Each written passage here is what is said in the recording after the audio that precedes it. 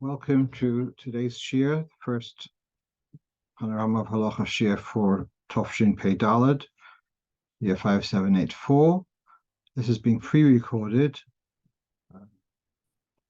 It's Thursday. Today is Parshas Hazino. It's Vov Tishri, which is the yahrzeit of the Rebbe Tzimchana, the mother of our Rebbe. And she passed away on this date in Tafshin Chafei in 1964. Now, today's shir is dedicated by Mr. and Mrs. Pinchas Rabin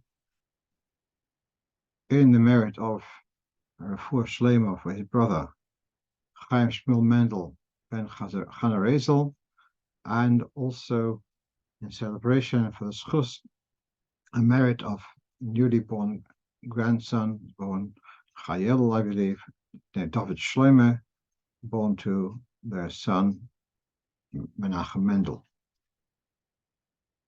So, wishing Refuah Shlema to Mr. Michael Rabin and Mazel Tov for the birth of the grandson, David Shlomo, grow to be a Chas Yerushalayim Melamdin.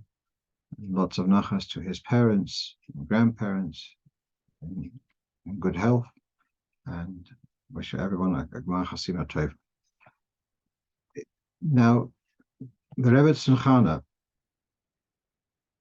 the mother of the Rebbe, had a very special merit that when her husband, Rebbe Levi Yitzchak, who was a Rav in Yekaterinoslav, now Dnepropetrovsk, he was arrested and exiled, and she persevered to be able to locate where he was and to get permission to move out to this mud village where he had been exiled to. She brought with her a few precious sforim, which her husband would be able to use, and amongst them a Tanya and 3-volume set of Zohar and some other few sforim. Subsequently, she managed to also entrust them to someone, and they were brought out of Russia in the early 60s, I believe, or even earlier. I don't remember now the detail. And then the Rebbe Levi, in his exile, he didn't have whom to talk to. He had phenomenal mind, as you'll see in a moment, just one. And he would jot down these ideas on the margins of his sforim. In the mud village where they were, Chile, there wasn't even ink available to buy, and so the Rebbe Tzimchana found ways of producing ink from herbs and berries. And when you go to the Rebbe's library, you can see on display an open volume of the Zohar, which is Rebbe Levi's Zohar, which he had in his exile, and it has notes on the margin in different colors, in red, in green, whatever, maybe different colors, because that's what was available at the time, what his Rebbetzin had managed to concoct, and he was able to transcribe his thoughts. Once these were brought to America, the comments were copied and processed and printed in the volumes of Toras Levi Yitzchak, 1 volume, and 3 volumes of Likutei Levi Yitzchak, which also include the 1 volume includes letters which Rebbe Levi had sent to his son, to the Rebbe, also full of these brilliant thoughts, and mostly in Kabbalah, and brilliant gematria kind of stuff. And so these were the Rebbe after then, at every Shabbos, would ever Farbrengen, in addition to talking about the Rashi, which the launch of the Rashi Sichos was actually that year when his mother passed away, Tafshin Chafei. He started a Seder of making explaining 1 Rashi or more per week, whenever there was a Farbrengen that Shabbos. But then also the Rebbe started explaining thoughts, either of his father, or on the Zohar, if his father hadn't explained something, but it was based upon the Likutei Levi Yitzchak. So not the typical way of learning, but you can see, we'll see just one snippet of Reb Levi's comment on the Machzor, being that it's the Yortzeit of Rebbe Chana. I'd like to just share this with you. Someone brought it to my attention. So in the Al-Chet, now I want to comment before going to the actual comment here of the Reb Levi, that in other places, Reb Levi writes, he mentions his Reshima on Al-Chet.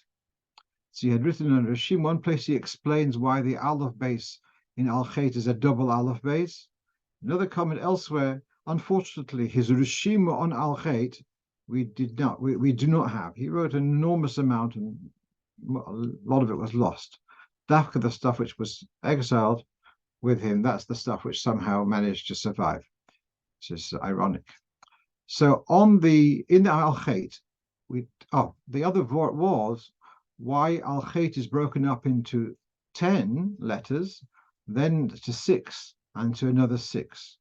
And he talks about the idea of Yomim Oy Oso, where you have with Lovon, with Besuel and Rivka, so you have the 10 and the 12, and how the oisius of the Aleph base, if you remember in the night of Shavuos, at the end of Tikkun, we read a piece from Sefer Yetzirah, and there it goes through the letters of the Aleph base, and it has first 10 letters. Aleph Mem Shin are called the Roshim. Then we've got the 7 letters Begad Kafras. Besides the Reish, they are the letters which can double up, can be either base or vase, pei and fei, etc. Begad Kafras. And then you've got the other 12 letters. So you've got the Chof base letters. 22 letters of the Aleph base are divided into 10 corresponding to 10 spheres, and then the 12 corresponding to the 12 months of the year. And so the Al-Chet also consists of 10 letters corresponding to Emesh, Gad, Kafras. And then you have the 12 letters, which correspond to the 12 months, etc. The 12 months are naturally divided into 2 groups of 6 and 6, because you've got summer and winter. You've got the 6 months of the zodiac where it's above the equator, and 6 months when it's below the equator. So that's why the Al-Chet is divided into 10, 6, and 6. But that's in that comment he says, as I've discussed in my Reshima at length about Al-Chet, which, as I said, we do not have. Here he mentions that in Al-Chet we have the three points where we interject. Yal kulam eluka slichos, slach lonu, mechal lonu, kaper lonu. So we've got those 3 words. Slicha means to forgive, mechil is pardon. I don't know what the difference between forgiveness and pardon is in English. And then we have kapora, atonement.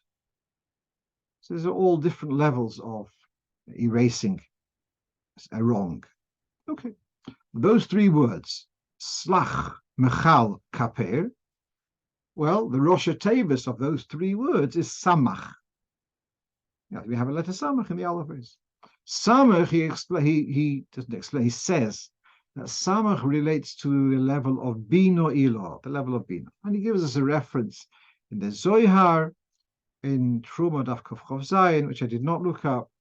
Then he goes on to say the following, that the 3 words, slach, mechal, kaper, work out the gematria of those 3 words.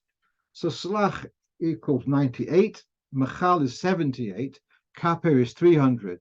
The total is 476. So remember that. Slach, mechal, kaper is 476. Then he compares this to the word Eryeh, one of the 7 names of Hashem, Eryeh, Asher, Eryeh. And he says, well, Eryeh on its own is gematria 21. Then you have Milui. As you know, there's a way of, Aleph is spelled Aleph Lamed Pei. Aleph Lamed Pei is gematria 111. Yud is spelled Yud Vov Dalet, and therefore that's 20. Then you've got, in the name Eryeh, you've got 2 Heys. Here we have a variety of way of spelling a hey. Is it spelled hey aleph? Is it spelled hey hey or hey yud? If you would spell the hays with an aleph, so then it would be 111 plus 20 is 131, and then you'd have another 6 and 6, so that will bring us to 143. That's Kuf Mem Gimel. If you spell the hays hey hey, then you add another 8, and therefore you bring you to 151, Kuf Nun Aleph. If you'd spell the hays hey yud, so then the total milui would be 161, Kuf Samach Aleph. Take 21, 151, 143, 161, add them up, you have 476 exactly. So what is said here so far is Slach Mechal and Kaper corresponds to the name Eryeh in its 4 forms. The name Eryeh, Yodua, that is also related to Bina Ilah. So now he said that the 3 words, Slach Mechal Kaper, the abbreviation is Samach, that relates to Bina Ilah. The 3 words, the gematria of the 3 words is 476, which is the same gematria as Eryeh in the full Milui, together, all the Miluyim, and therefore, and that's also related to Bina Ilah. Very good. Okay, that's Slach Mechal Kaper. Then those 3 words, Slach Mechal Kaper, look at the last letters, and they are the letters of the word Rochel. What's the significance of that? Well, he goes on and explains, well, Yom Kippur is the seal, the chosim. It's the seal where you have the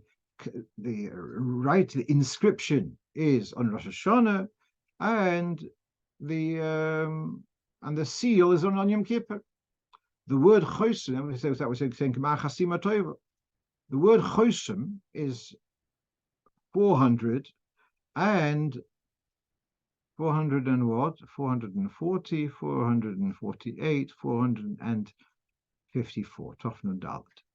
454 plus 22 letters, the large letters which relate to Bina Ilah, again, Alpi Kabbalah, that brings us to this number of 476.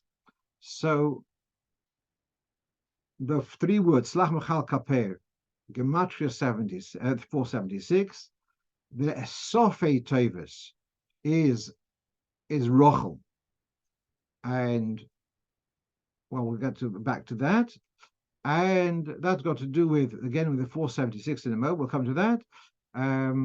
Slach, and so that brings us to again the Chosim with 22 letters brings us to 476, and that relates to Rochel, which is the Sofei Tevis of those 3 words. And he says again, Yodua in Kabbalah, that in the Ilah there's the seal on the level of Rochel. Yom Kippur is atonement in 2 forms, of Bina and Malchus, and these 2 forms come together. And that's why we have these 3 words, Slach Mechal Kaper. We've got the Rosh Tevis, got to do with Bina, and the Sofei Tevis have got to do are the Remes of Rochel of Malchus, because the atonement on Yom Kippur is on the 2 levels of Bina and Malchus. He throws in one more thing, that Slach Mechal Kaper 476 is exactly double the word Rochel, which is 238. And he explains that also. Okay, that's as far as I've digested. This is just a snippet, and this is so typical of the brilliant ideas which Rebbe Leibowitz comes up in Gematrias, and this is not just simple Gematrias, very much more advanced, kind of with this, with all the combinations with Miluyim, etc., etc. Okay, let's move on. So, on Friday night, the night of Rosh Hashanah, I come home, and my wife tells me that about an hour ago, a woman knocked on the door. She was quite distraught. Her husband had gone away for Yom Tov to his Rebbe, and she had prepared candles at the table. She had prepared even a Yortzeit candle to light the candles from it. She had forgotten that it's going to be Shabbos. She was all ready for Yom Tov, had forgotten it's also Shabbos. And then, so she sat down on the couch, whatever, relaxed a bit, whatever, and she was planning closer to the meal. It looks like in her minhag they don't necessarily light the Yom Tov candles at the time of Lichtzin, but rather just before the meal. There are such minhagim. And then one of the kids kind of said, oh, it's Shabbos. And it was well after Lichtzin, it was after sunset. And see, she came to my door. I don't know why she thought I would be at home, but perhaps she thought, whatever. She knocked on the door, and what could she do? Whatever. Now, had I been home, and that's why I'm sharing it with you today, because it can happen anywhere. It can happen, then you have another free Yom Tov, especially when you've got the combinations of Shabbos and Yom to come together. It's so often that these mix-ups happen. So the answer is, if it's still Bein Hashmoshes, which it was actually,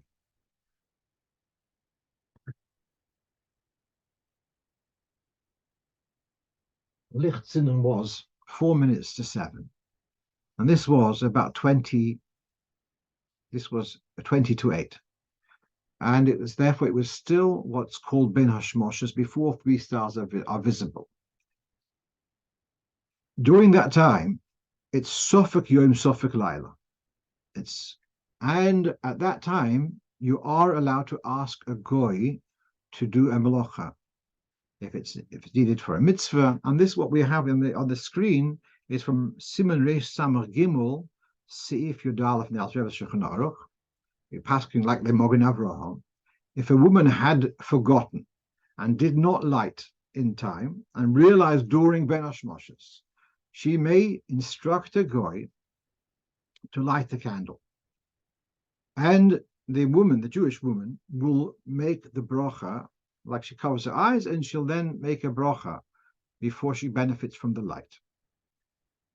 And because she's not doing the act of lighting, how can she make a bracha? She's not doing an act.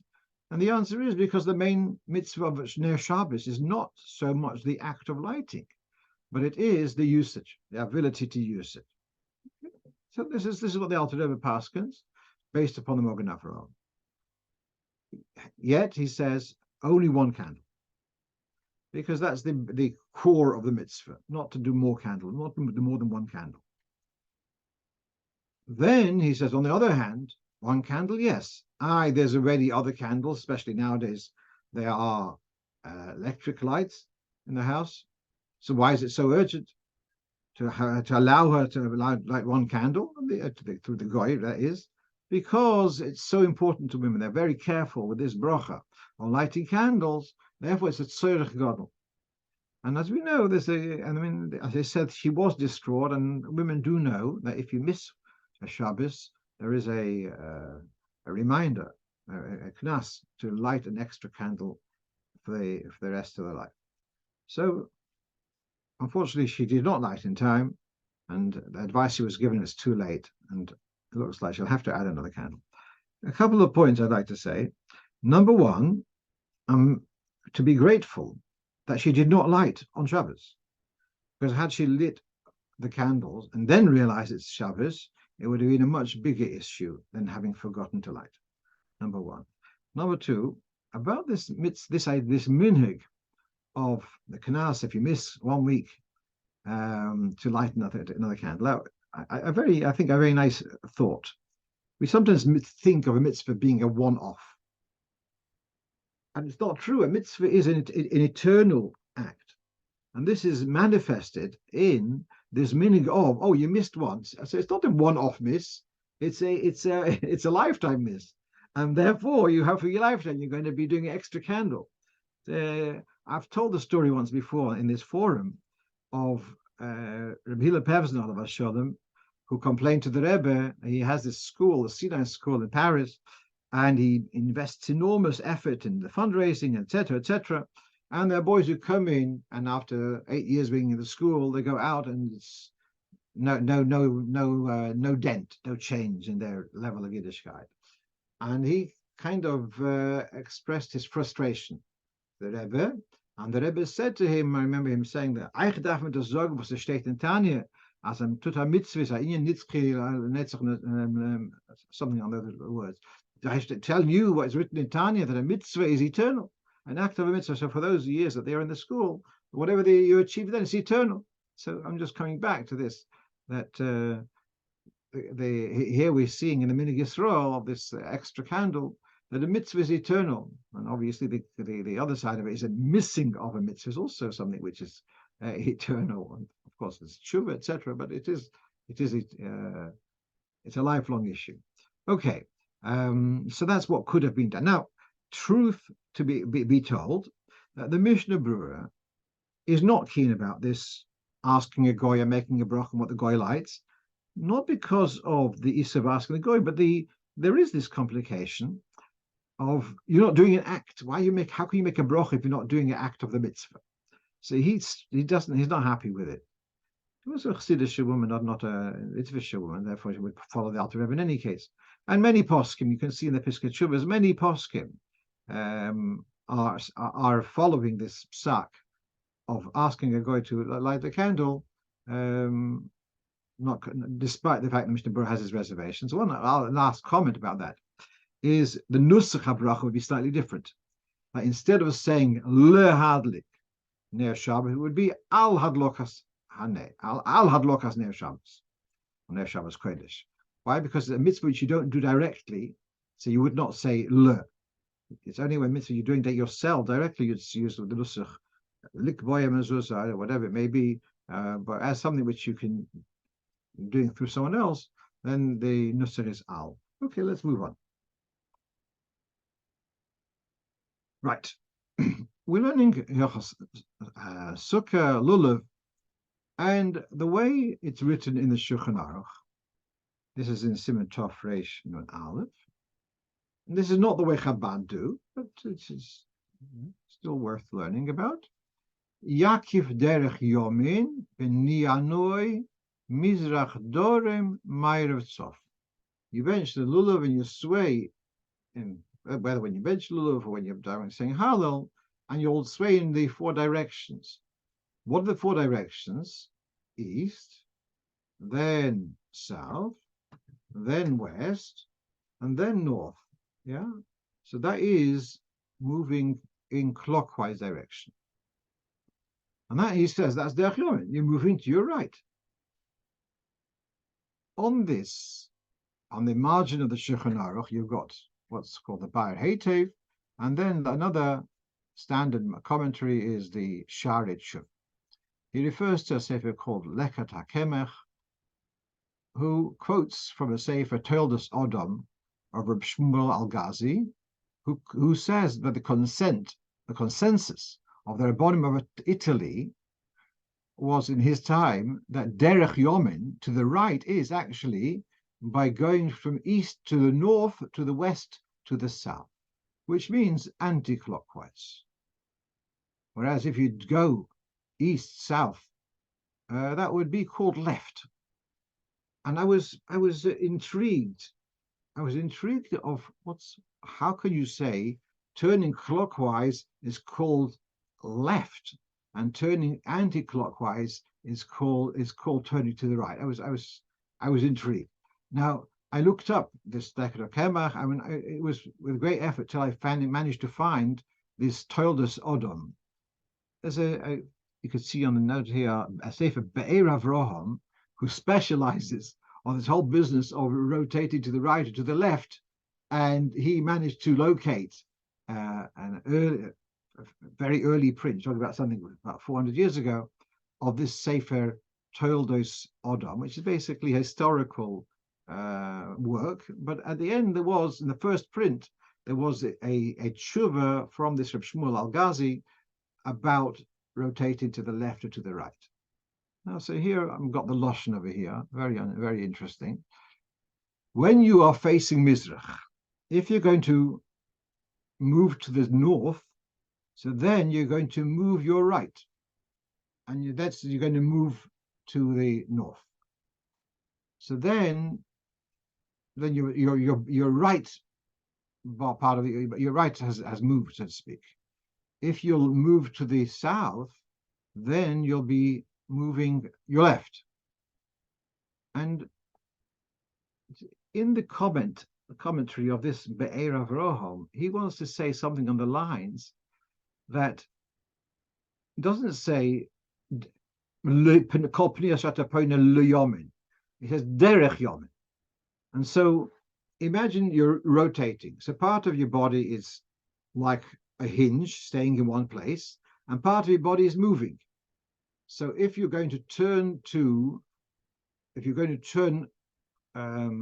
clockwise, so then your right foot, so to speak, will be stationary, and your left foot will be moving towards your right. That he says that's called derech. That's derech smile. If you're going to move anti-clockwise, so your left foot will be the hinge staying in one place, and your right foot will be taking a step and rotating, and it'll go to your left, but it's your right foot which is rotating. That's called derech yomin. So this is his idea, that as if to say that the part of your body which makes the move, that's the defining whether it's derech yomin or derech smile.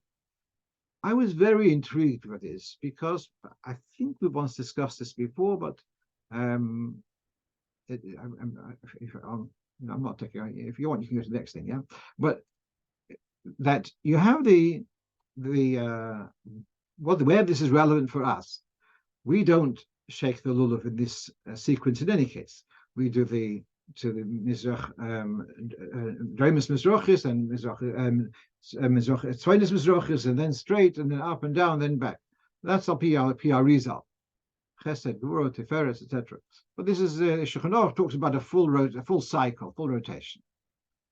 But where do we have this? This is relevant in two places for us. One is for all of us, the night of Shabbos, Friday night, by Luchodoidi, do we turn clockwise or anti-clockwise?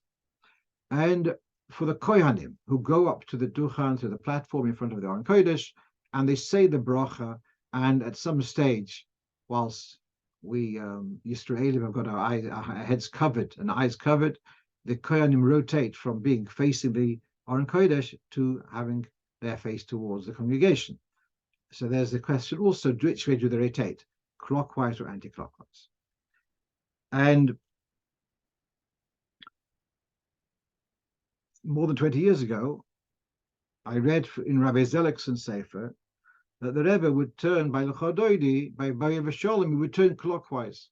And I wrote to him, I'm sorry, I remember it the other way around. I remember the Rebbe in his place, which was the southeast corner of the shul, and he would turn towards the Aron Kodesh, which is turning to his left. So he wrote back to me that originally in the Yuds, the Rebbe would be rotating clockwise, derech yomin, and then at some stage around Tov Chof Beis, he asked them Elter Chassidim what was the practice of the Rebbe Rashab. Probably the Frierdiker Rebbe, being wheelchair bound, it wasn't terribly relevant. So you have to skip a generation, and he was advised that the Rebbe Rashab apparently did the other way, and the Rebbe switched. He started rotating derech to anti-clockwise. In the Tzemach Tzedek, in Hilchos Chanukah, he talks about this whole thing about derech yomin, because there's a whole discussion in Poskim, which way, minagrainus or estrech, which way to light the menorah, going from right to left or left to right. He discusses that. Separately, in the Chidush HaMishnayos on Yuma, he revisits the same topic, and it's based upon a Mishnah in talking about this discussion of the Kohen Gadol, etc. Basically, the Tzemach Tzedek comes up with the following, and he says, so what's our question? You're facing Mizrach, and you need to turn to face the west, clockwise or anti-clockwise.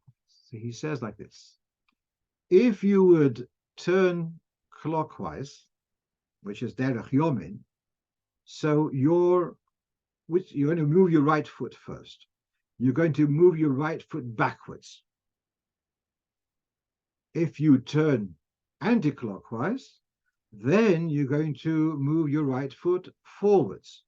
So now you have this choice between derech yomin backwards or derech smoil forwards. And going forwards to the left takes precedence over to going to the right but backwards. That's the Tzemach. It's quite a different explanation to what this Toildos Odom Rav Shmuel Al-Ghazi is saying, but the conclusion is the same, of rotating to your left, which is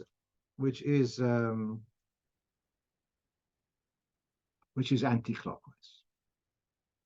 What the Koyanim do, well, I recall, I think we discussed this once, that there's a sefer all about Koyanim by Rav Hendel, Rav Migdal Emek, one of the Shluchim in Eretz Yisrael, and he advises there to rotate the Koyanim. It's all for, he's a Koyan, he talks about Koyanim, to rotate taka anti-clockwise. Although the Alter Rebbe Shulchan Aruch says to rotate clockwise, which seems to be the more, as the Shulchan Aruch here says, to go east, south, west, north, which is clockwise. Okay, let's move on.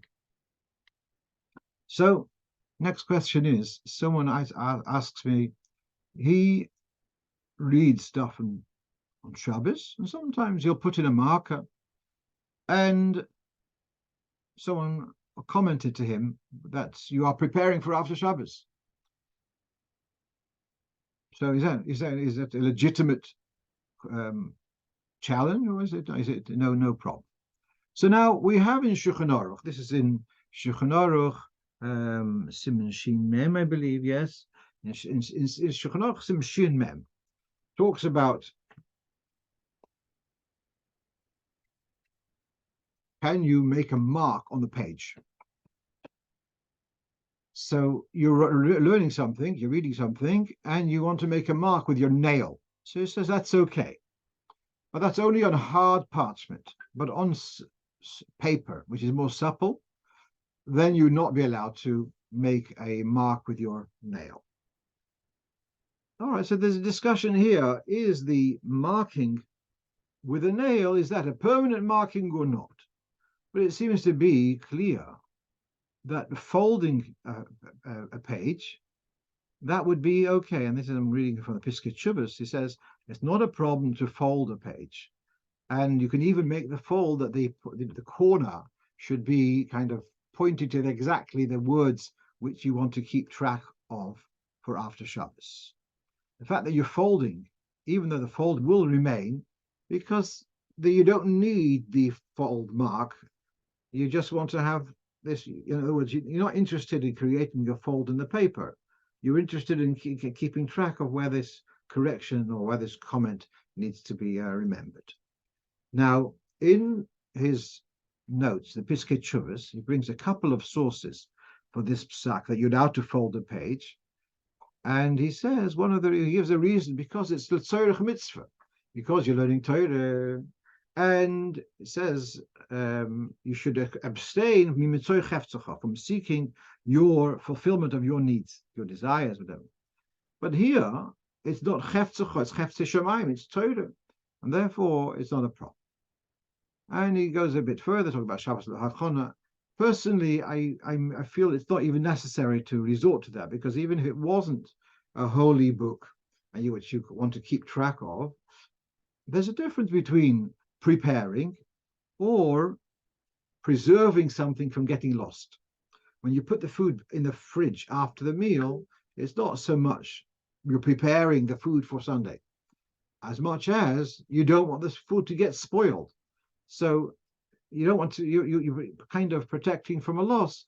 I've seen also now, I don't remember now where, you have the emotional, the difference in muksa. You've got if a hammer is left in the garden and it might get ruined by the rain, you're not allowed to move it, because it's the tzorech atzmai. But if it's a chair which is out in the rain, and you want to bring a plush chair, and you want to bring it in, you are allowed to. You don't need the chair. So it's called, you're repairing the chair, that you should have a chair next week. No, you're protecting the chair. It shouldn't get ruined. So you're allowed to evacuate stuff that shouldn't get ruined. That's not called preparing. And I'm just seeing this, perhaps it's a little bit of a stretch, but I see this as putting a bookmark that you want to be able to refer back to that item which you read. I see that you're preserving the information, and I don't see that as therefore sachon. Just one point which a friend of mine who was working for years with the Sikhs of the Rebbe, he told me that sometimes the Rebbe would take when he had material which he had been reading on Shabbos and there needed to be corrections, he would fold it and crease it in a very intense way, and that after Shabbos they could see where the correction which they never wanted that it should be carried out. Okay, so that's about bookmarks.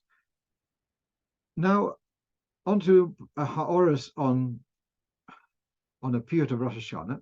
Now you may find we're a bit late, yeah, but it's interesting. A couple of points about this piyut, Eider Vohid.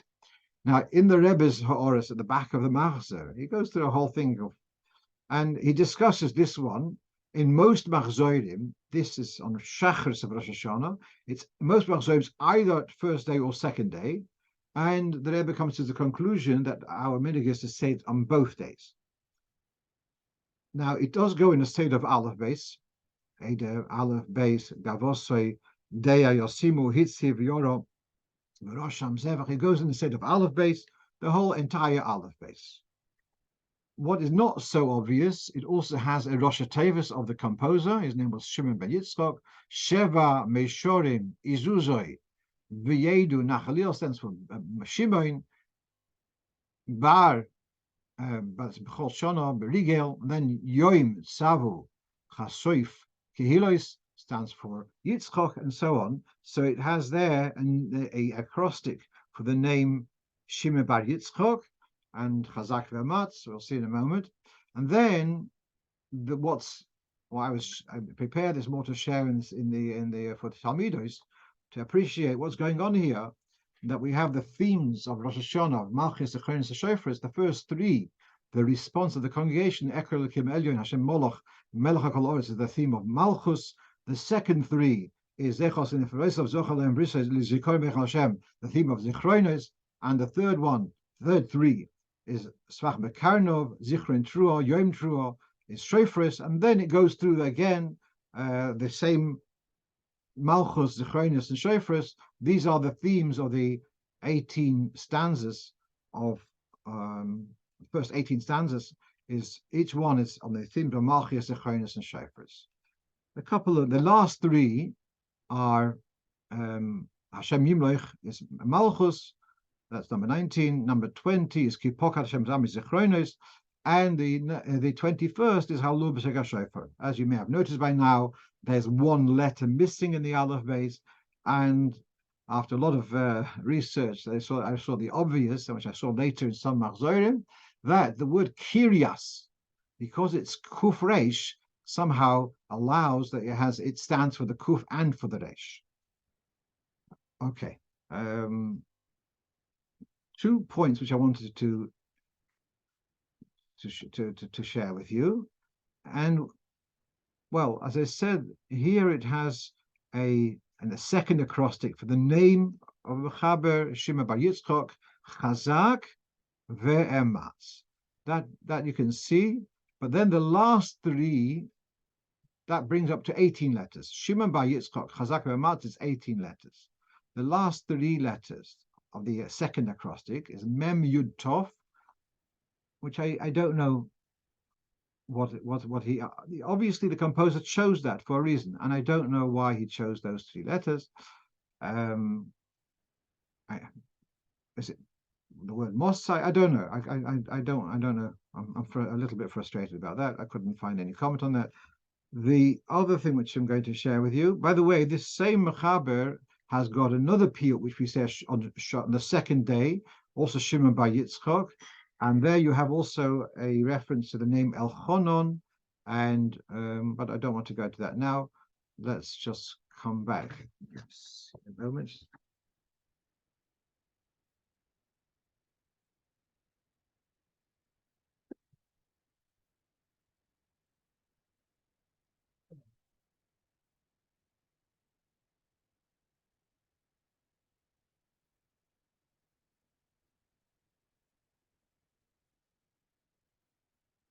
this we've discussed before, and that is the two psukim about Rosh Hashanah. One is Zichron Truah Kodesh, one is Yom Truah Yeri Alochem. Two different places in the Torah.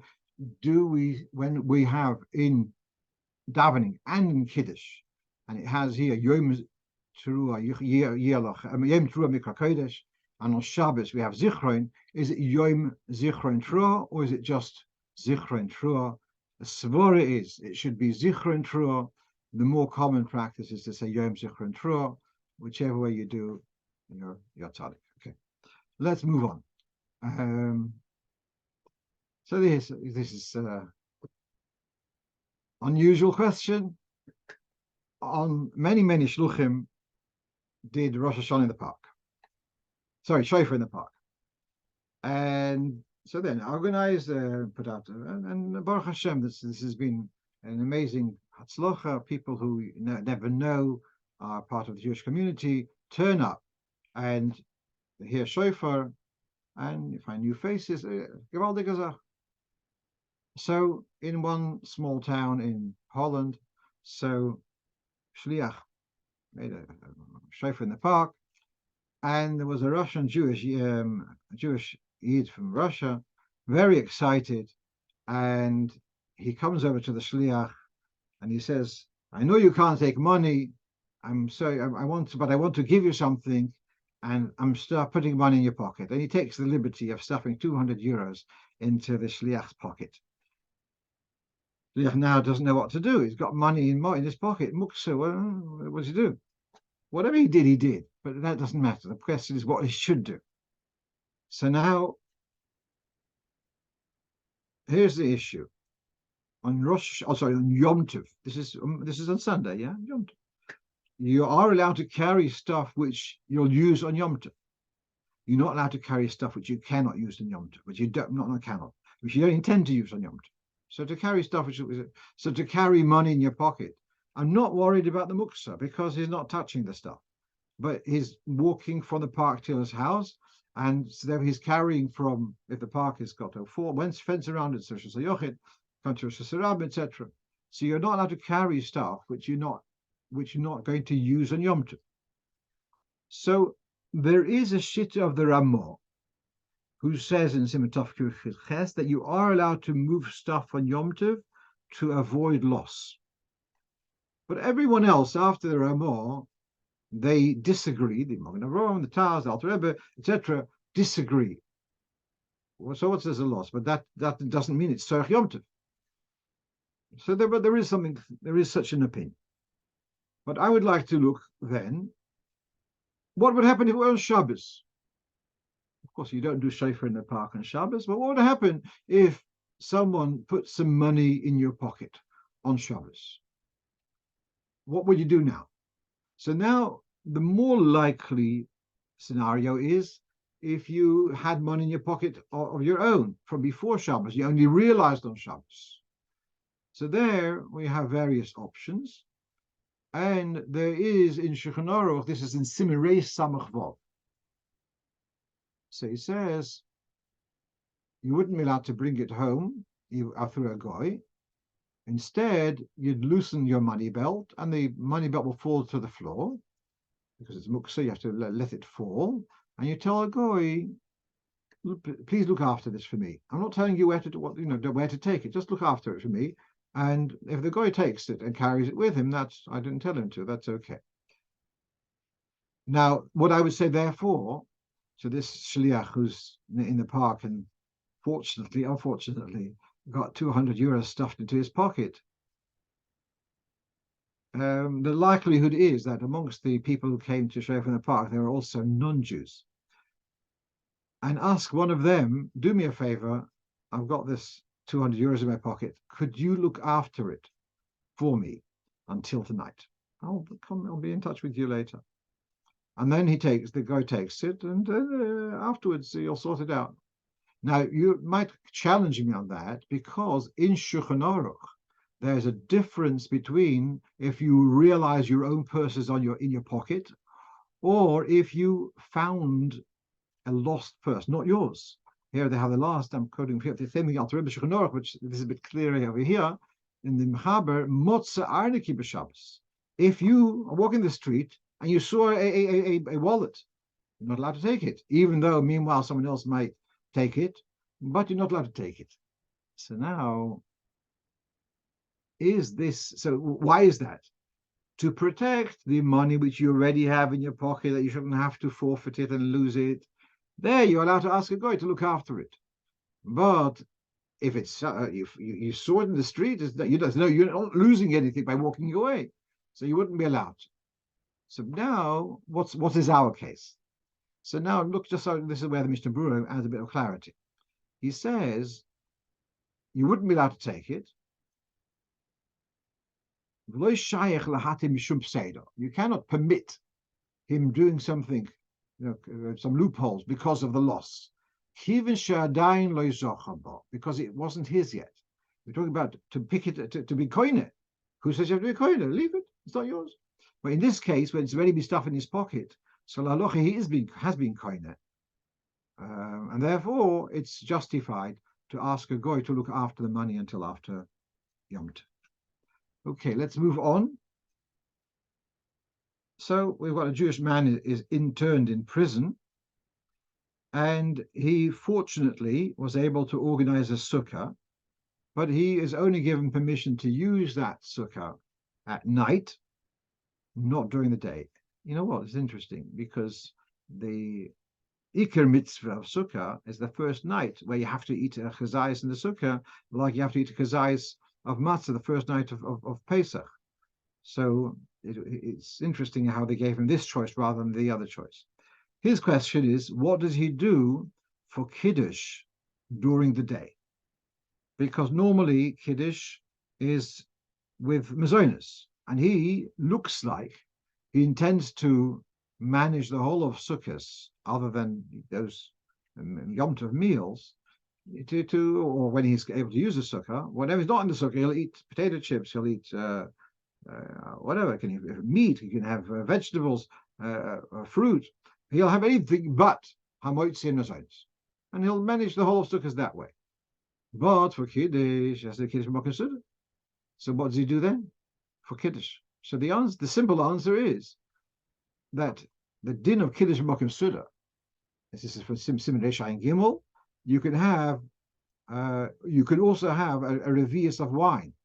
Besides the cup of Kiddush, or even B'doichet, you can even have the cup of Kiddush, a revius, that's already Kiddush b'Mokum Suda. So the answer is very simple, that for Kiddush by day, he will have a glass of wine, a glass of grape juice, and that will be his Kiddush b'Mokum Suda. And after that, he can have his whatever non-sukkah foods, non-sukkah requirement foods for his meal. That would be okay. I must tell you a little story. A Lubavitcher, a friend of Lubavitch who lived in Manchester, he was somehow the victim of some bankruptcy, and he was at the grace of Her Majesty in one of Her Majesty's prisons for a year or two, and it came before Sukkot. He actually chose vocation in the prison as a gardener, and so before Sukkot he got permission from the head warden of the gardening department there's a space between the hedge and the building to put up a tiny sukkah there. And he got permission to also bring out some food at night and to sit under this sukkah, which is between the hedge and the wall. At the end of the 7 days of Sukkot, he dismantles it, and he says to his superior, to the supervisor, he says, "You see, there's no trace of it, nothing there." And the Goyish supervisor says, "For me, that spot will always be very, very special." He saw the Mesiras Nefesh that this Yid had to have a sukkah. So the Goy said, that spot will always be very special to me. Coming back to the Nitzchias, the eternity of a mitzvah. Okay. I don't know I don't think I've discussed this following question. Now, in the Machzer over Yom Kippur, we have the Al-Chet in all 8 or 10 times. Depends on how you count it, because in the Ela it's not the full Al-Chet, but we have vidui 10 times, 5 times in our private Shemona Esrei and 5 times with the Chazan. It's 4 times in Chazaras HaShatz. By the night of Yom Kippur, we don't have Chazaras HaShatz, but we do have Slichas said together with the Chazan, and there the Al-Chet is said again. I'll forgive you if you never noticed this, but there is a difference. Sometimes the last paragraph, the Al-Chet, which is on the screen, sometimes it finishes off with Ki Ata Solchon Yisrael, and sometimes it just finishes last as a Kultivat HaRazos. And so the curious mind is intrigued. Why is there a difference? Why does it sometimes finish this way, sometimes it finish that way? Yeah? So I hope you are intrigued. And the answer is, well, let's first read a background. We have, first of all, you can see the end of the bracha, the middle bracha of Yom Kippur is Ki Ata Solchon, the same ending which is added over here in the end of the longer version of the end of Al-Chet. That's the same words as the penultimate part of the bracha of the middle part, the middle bracha of Shemona Esrei Yom Kippur.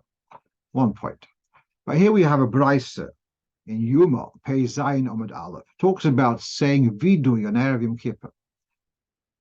It should be that, in other words, to be kind of emptying out the garbage before Yom Kippur comes in, just before sunset. Chacham said, well, don't wait till the last minute, because it could be that you'll have your Suda Mafsekes and you may have indulged in a bit more than more food and drink. You might be befuddled by the time it comes to sunset. And therefore, you should say vidui before you have your Suda Mafsekes. So that's what we do. We do mincha mid-afternoon. We say vidui at mincha. And then we go home to have Suda Mafsekes.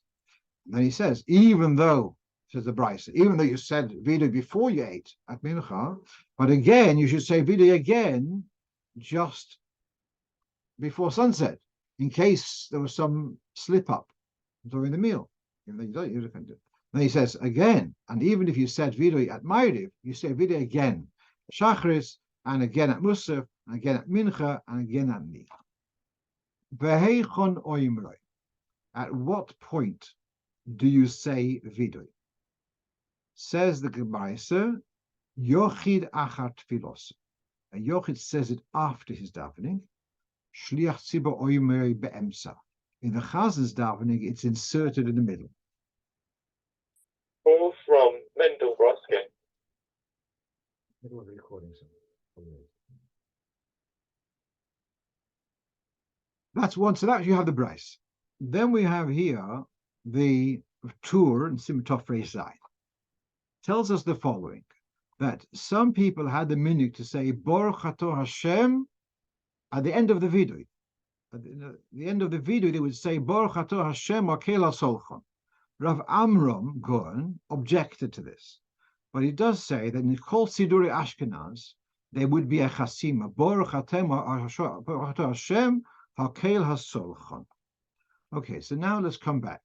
So what we're seeing is that there was an earlier minhag at the end of the vidui to say Ki Ata Solchon Yisrael Baruch Atah Hashem Hakel HaSolchon. There was such a minhag to finish off the vidui with Baruch Atah Hashem, which means that minhag was, instead of having 7 brachas of Shemona Esrei on Yom Kippur, you'd have an 8th bracha. Just after Baruch Atah Hashem Baruch Hashem Yisrael B'Sholem, you'd go into vidui and you'd finish off with an 8th bracha, Baruch Atah Hashem Hakel HaSolchon. So the answer to our dilemma is, whenever Al-Chet is said b'yochid, and it's ending off our quiet Shemona Esrei b'yochid, so then it's going to finish off with this ending Ki Ata Solchon Yisrael till Melech Michon Selech, as if it's just about to say Baruch Atah Hashem Hakel HaSolchon. That's when it's said by the yochid at the end of his private Shemona Esrei. However, when we are joining in with the chazan in middle of the middle bracha, so then we'll say, we'll finish our last called we won't say this ending. Shortly after that, the chazan will finish off the middle bracha with the very same word. So there's no need for the tzibur to say ki atel solchon le Yisrael, because the chazan, they are saying the viri with the chazan, and the chazan will say that subsequently. That is basically the answer. There are exceptions to this, but a bit more complicated. By Neil, it's a bit different, and the night of Yom Kippur. But if someone wants, I've written this up. If you want to have the written up article, send me an email, and I'll be happy to share it with you. But that's the basic the difference. If it's said by a yochid at the end of his own Shemona Esrei, or if it's said together with the chazan. Let's go on. What else do we have here? Right, I missed out on the list of questions. That was number 9. Number 8 was a person asked me, a shliach asked me, they have a choice whether to invite people. Well, either they'll come on the first night of Sukkot and they'll eat in the sukkah, or they will come on Sunday and bench lulav. Which one should be a priority? Now, to eat in the sukkah is a mitzvah. The first night, especially, is a mitzvah in Torah. To bench lulav on the Sunday is going to be a drabanan. However, my concern is, and I might be wrong in this assessment, but the likelihood is that these people are not going to come on foot. And if you invite them to come on Friday night, that means they're going to come by car, go by car, which is very questionable. If they come on Sunday, even if they do come by car, that's going to be on a Yom Tov, and driving a car on Yom Tov would be a drabanan. And therefore, I might be wrong, but I said I would opt for encouraging them to come on the Sunday. Finally, about a bit of feedback on rolling one's beard on Shabbos and the use of a bobby pin, which we discussed a couple of weeks ago. And thank you to Rabbi Moshe Wiener, who has written a brilliant work called Hadras Ponim Zochen. It's published about 45 years ago, and he's published several editions since.